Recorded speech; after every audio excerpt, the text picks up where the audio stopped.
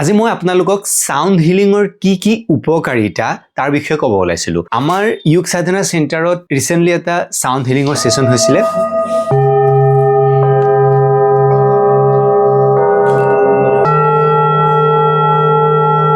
লিজা দত্ত নামৰ এগৰাকী লেডিয়ে তেওঁ আহি এই সাউন্ড হিলিঙৰ সেশনটো লৈছিলে। তো ইয়াৰ উপকাৰিতা সমূহ হ'ল এনেকুৱা, আপোনালোকে জানে যে আমাৰ শৰীৰত মেইনলি 7টা চক্ৰ থাকে। আমাৰ এই প্ৰতিটো চক্ৰৰ একোটা নিৰ্দিষ্ট কম্পনাংক অৰ্থাৎ ফ্ৰিকুৱেন্সি থাকে।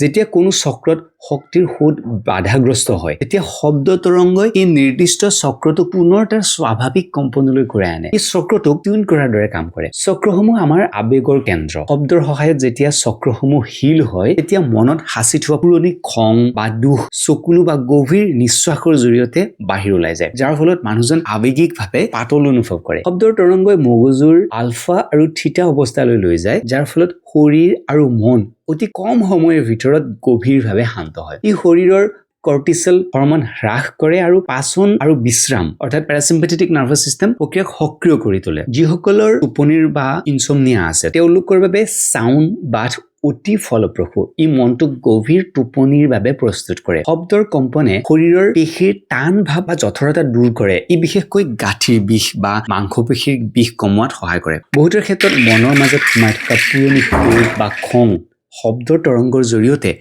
মুক্ত হয়, যাৰ ফলত মনটো পাতল লাগে। ই মগজুৰ দুয়োটা ফালৰ ৰাইট এণ্ড লেফট ব্ৰেইনৰ মাজত সামঞ্জস্য স্থাপন কৰে, যাৰ ফলত স্মৃতি শক্তি আৰু কামত মনোযোগ বৃদ্ধি পায়। গৱেষণাত দেখা গৈছে যে শান্ত শব্দ আৰু সঠিক কম্পনে উচ্চ ৰক্তচাপ হ্ৰাস কৰাত আৰু হৃদস্পন্দন স্বাভাৱিক কৰাত সহায় কৰে। শব্দৰ তৰংগবোৰ আমাৰ শৰীৰৰ ভিতৰত যি পানী থাকে, সেই পানীৰ মাজেৰে পাৰ হৈ যাওঁতে প্ৰতিটো কোষক এক প্ৰকাৰৰ মালিচ কৰে, যিয়ে শৰীৰৰ শক্তিৰ প্ৰবাহত থকা বাধা আঁতৰ কৰে।